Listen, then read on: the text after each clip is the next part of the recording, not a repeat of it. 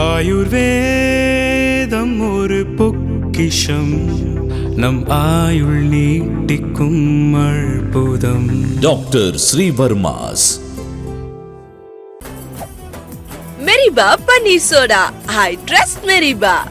Periyar Maniammai Institute of Science and Technology, Tanjavur. Aerospace Engineering with specialization in unmanned aerial vehicle.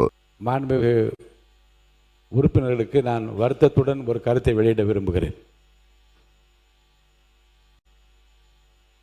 மிகுந்த ஜனநாயக உணர்வோடும் அன்போடும் சபை கண்ணியத்தை மீறாமல் அனைவருக்கும் வாய்ப்பளித்து இந்த சபையை இப்படித்தான் நடத்த வேண்டும் என்று மக்கள் விரும்புகின்றால் என்ற அளவுக்கு நடத்த வேண்டும் என்று விரும்பிதான் இறைவன் அருளால் நம்முடைய முதலமைச்சர் அளித்த இந்த வாய்ப்பை சரியாக பயன்படுத்தி கொள்ள வேண்டும் என்று நான் விரும்பினேன்.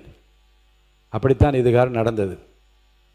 ஆனால் கடந்த 2 நாட்களாக நான் பார்க்கிறேன், சில உறுப்பினர்கள், நான் முன்னிலையில் அமர்ந்திருக்கின்ற மூத்த உறுப்பினர் நான் குறிப்பிட மாட்டேன், பின்னாலே இருக்கின்றவர்கள் தங்கள் இருப்பை காட்டிக்கொள்வதற்காக இருபுறமும் மேலே ஏறி வந்து எல்லைகளை தாண்டி இருக்கைகளை தாண்டி வந்து தாவி குதிப்பதும் கையை நீட்டிக்கொண்டு ஓடி வருவதும் தகாத வார்த்தைகளாலே காதுகள் கேட்கக்கூடாது, இந்த அவையில் கேட்கக்கூடாத வார்த்தைகளை ஒருவருக்கொருவர் வார்த்தைகளை வீசிக்கொள்வதும் மிகுந்த மன வருத்தத்தை எனக்கு ஏற்படுத்தி பார்க்கின்ற மக்களும் இதை பற்றி என்ன நினைப்பார்கள் என்ற கவலையும் எனக்கு இருக்கிறது.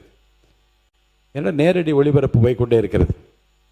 இதில் சாதாரணமாக மிக அமைதியாக இருந்த, நான் பெயர் சொல்ல விரும்பாத ஒரு உறுப்பினர் கூட, இன்றைக்கு பேரறிஞர் அண்ணாவின் பெயரை தாங்கி இருக்கிற அந்த உறுப்பினர் கூட இன்றைக்கு முதல் வார்த்தை அவர் வாயிலிருந்து வந்தது. நான் நினைத்தேன் இவர் கூட இப்படி பேசுவாரா நினைத்தேன்.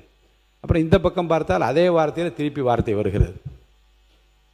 முன்னாலே வராதீர்கள் என்று சொன்ன பிறகு நம்முடைய உறுப்பினர் ஆஸ்டின் அவர்கள் இருக்கை விட்டு எழுந்து வந்து இன்னும் அந்த எல்லையை தாண்டுவாரோ என்ற கவலையில் நான் ஆழ்ந்து கொண்டு இருக்கிற அளவுக்கு வருகிறார். நான் எதை சாதிக்கப் போகிறோம், இது எதை நோக்கி இது போய்கொண்டிருக்குது, எண்ணத்தையும் உங்களுக்குள்ளே நீங்கள் வைத்துக்கொள்ள வேண்டும் என்று நான் கேட்டுக்கொள்கிறேன். இது முறையல்ல. என்னை பொறுத்த வரைக்கும் யாரையும் இந்த அவையை விட்டு இந்த பேரவைத் தலைவர் அனுப்பினார் என்கின்ற அந்த வருத்தத்திற்குரிய செய்கைக்கு நான் ஆட்பட்டு விடக்கூடாதே என்று கவலையில் சொல்கிறேன். யாரையும் வெளியேற்றுவது என்னுடைய நோக்கம் அல்ல. அப்படி வெளியேற்றப்படுவதை நியாயப்படுத்தி பேச வேண்டிய நிலைமை எனக்கு உருவாக்கக்கூடாது என்று தான் நினைக்கிறேன். ஆனால் இந்த சபையினுடைய மாண்பும் பார்த்து கொண்டிருக்கிற மக்களும் மற்ற சக உறுப்பினர்கள் நம்மை பற்றி என்ன நினைப்பார்கள், இதையும் கட்டுப்பாடு இல்லாமல் போக அனுமதித்தால் அப்புறம் இந்த அவையை யார் தான் கட்டுப்படுத்துவது என்ற கவலை எனக்கு வந்திருக்கிறது. நான் மீண்டும் சொல்கிறேன், இந்த அவை மரபையும் கண்ணியத்தையும் கௌரவத்தையும் காப்பாற்ற வேண்டிய பொறுப்பு ஆளுங்கட்சிக்கு இருக்கிறது, எதிர்கட்சிக்கு இருக்கிறது.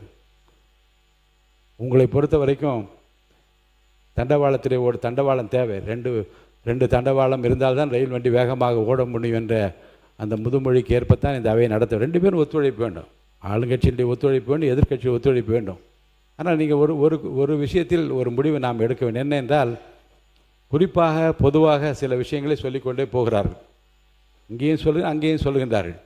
அதில் காலையில் கூட ஒரு சம்பவம் நடந்து உங்களுக்கு தெரியும். மாண்பு உறுப்பினர், மதுரை உறுப்பினர் பேசினார். ஆதாரம் இருக்கிறதா என்று நான் பார்த்தேன். ஆதாரம் இருந்தது. ஆதாரம் இருந்தால் கூட என்ன சொன்னேன்றால், இதை வெளியிட்டு அதை நான் வளர்க்க விரும்பவில்லை, மக்கள் நலனுக்காகவும் அவை கண்ணியத்திற்காகவும் அதை நான் வெளியிட விரும்பவில்லை என்று நான் சொன்னேன். இது எதை காட்டுகிறது என்று சொன்னால், இங்கிருந்து வெளியே போகிற செய்திகள் இந்த நாட்டுக்கு நாம் என்ன நன்னூலைகளை தருகிறோம், என்ன ஆலோசனைகளை தருகிறோம், என்ன திட்டங்களை தருகிறோம், எதிர்காலம் எப்படி இருக்க போகிறது என்கின்ற அந்த எதிர்பார்ப்போடு இருக்கிற மக்களுக்கு என்ன பயனை இந்த அவை தரப்போகிறது என்பதை தவிர என் சிந்தனை வேறு எதிலும் ஓடவில்லை.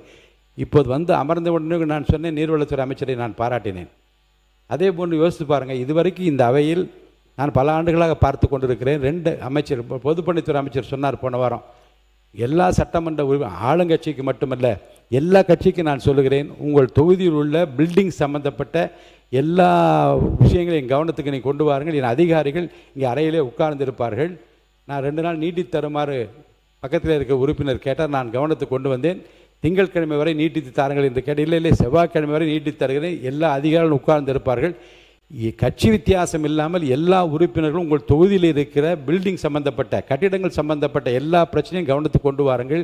எங்கெங்கே ரெட் லேபிள் ஒட்ட வேண்டும், எங்கெங்கே கிரீன் லேபிள் ஒட்ட வேண்டும், ஆரஞ்சு எங்கே ஒட்ட வேண்டும் என்றெல்லாம் முடிவெடுத்து உடனே பணியாற்றுவோம் வாருங்கள். இந்த புதிய அணுகுமுறை இதுவரை சட்டமன்ற வரலாற்றில் இருந்ததாக எனக்கு தெரியவில்லை.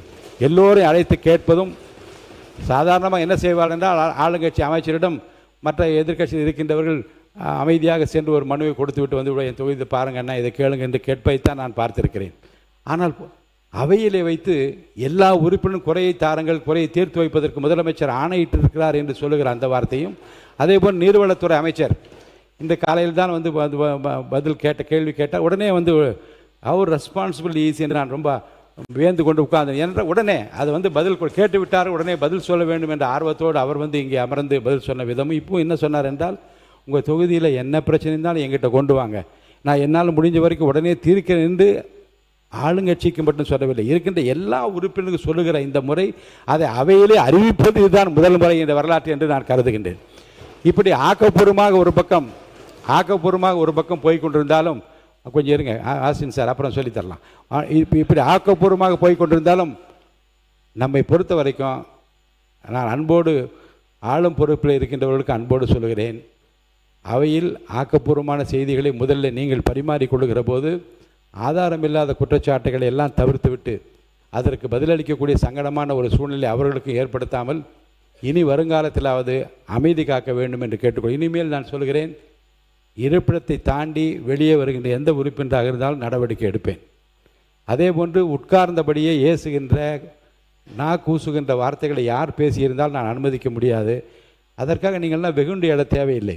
அவர்களுடைய எந்த நாகரிகமான பேச்சை யார் பேசுகின்றால் எந்த வார்த்தையை தெரித்து வெளியே வந்தது என்று மக்கள் பார்த்து கொண்டிருக்கிறார். அதற்காக நீங்கள் வந்து பதிலுக்கு பதில் மோத வேண்டும், எதிர் சவால் விட வேண்டும். ஏன்னா ஆளும் பொறுப்பில் இருக்கின்றவர்கள் you have more responsibility than the opposition parties. Sir, நாமே பாதுகாத்துக் கொள்கிற நிலைமையில் இருக்கக்கூடிய ஆளுங்கட்சியை சேர்ந்த அமைச்சர்களும் நம்முடைய உறுப்பினரும் அந்த மாண்பிற்குரிய அந்த பணிகளை நீங்கள் தொடர வேண்டும். அதே போன்று இந்த பக்கத்தில் இருக்கின்ற நான் வந்து எதிர்க்கட்சி தலைவர் அவர்கள் வந்து அவருடைய பணியை அவர் செம்மையாக நிறைவேற்றி அவர் சென்று கொண்டிருக்கிறார். அதுக்கப்புறம் அவருடைய எதிர்க்கட்சி கொறடா அவர் தான் அடிக்கடி கூப்பிட்டு கொஞ்சம் கண்ட்ரோல் பண்ணுங்கள் என்று நான் சொல்லுகின்றேன். ஆக அந்தந்த கட்சியினுடைய தலைமை பொறுப்பை ஏற்றிருக்கின்றவர்கள் கட்சியினுடைய உறுப்பினர்களை எல்லை தாண்டாமல் பார்த்து கொள்ள வேண்டிய மிகப்பெரிய பொறுப்பும் கடமையும் இருக்கிறது. அந்த கடமையை அனைவரும் செய்வீர்கள் என்று நம்பி விவாதத்தை தொடர்ந்து நான் அனுமதிக்கின்றேன். விவாதத்தில் அம்பேத்குமார் அவர்கள் பேச வேண்டும் என்று கேட்டு போதும்னு நினைக்கிறேன். இதுக்கு மேலே ஆமாம்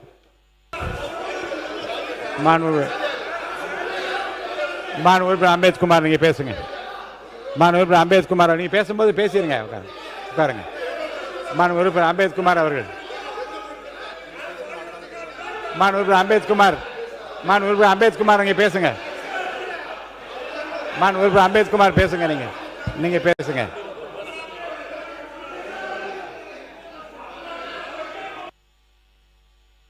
மாண்புமிகு அம்பேத்குமார் அவர்கள்.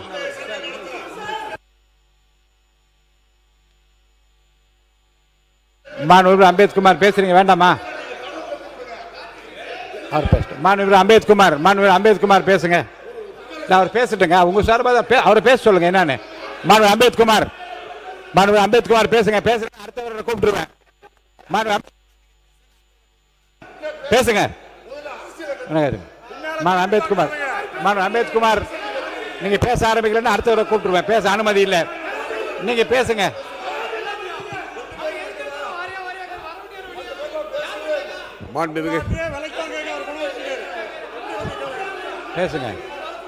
பேசுங்க.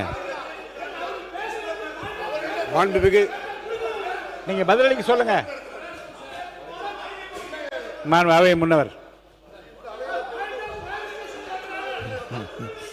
மாண்புமிகு பேரவைத் தலைவர் அவர்களே, மாண்புமிகு பேரவைத் தலைவர் அவர்களே, அவர் யாருடைய பெயரும் அவர் குறிப்பிடவில்லை. ஆகவே யாருடைய பெயரும் குறிப்பிடாத நேரத்தில் திராவிட முன்னேற்ற கழகத்தை சார்ந்தவர்கள் எழுந்து நின்று கோஷமிடுவது சரியாக இருக்குமா என்பதுதான். மாண்புமிகு உறுப்பினர் அம்பேத்குமார் பேசுங்க.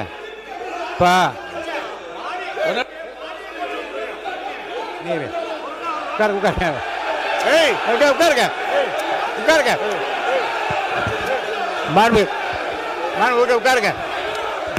உட்காருங்க. தம்பி உட்காருங்க. நான் பேச உட்காருங்க. மாண்புமிகு உறுப்பினர் உட்காருங்க. நான் பேசுறேன். உட்காருங்க. இடத்துல உட்காருங்க. நீங்க உட்காருங்க. நீங்க எல்லாம் உட்காருங்க. முதல்ல நீங்க உட்காருங்க. நீங்க எல்லாம் உட்காருங்க.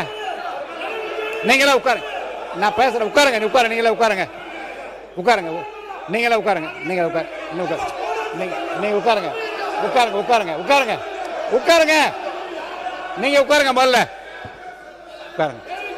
யாரா ஒருத்தர் உட்காருங்க, உட்காருங்க, இருங்க, உட்காருங்க, இருங்க, உட்காருங்க, நீங்கள் மட்டும் பேசுங்க. உட்காருங்க. உறுப்பினர் எதிர்கட்சி கொறடா ஏவா வேலு அவர்கள் மட்டும் பேச அனுமதிக்கிறேன்.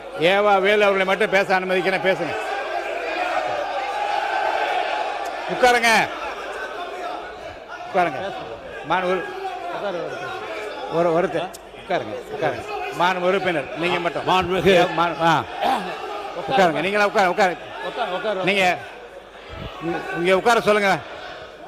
உறுப்பினர் எல்லாம் உட்காருங்க, உட்காருங்க. உறுப்பினர் ஏவா வேலூர் நீங்க இங்க பாருங்க, உட்காருங்க. மாண்புமிகு பேரவைத் தலைவர்களே, நான் திரும்ப திரும்ப சொல்லிக் கொண்டிருக்கிறேன், இந்த அவையை பொறுத்தளவுக்கு பேரவைத் தலைவருடைய கட்டுப்பாட்டில் தான் நாங்கள் எல்லாம் பாதுகாப்பாக இயங்குகிறோம்.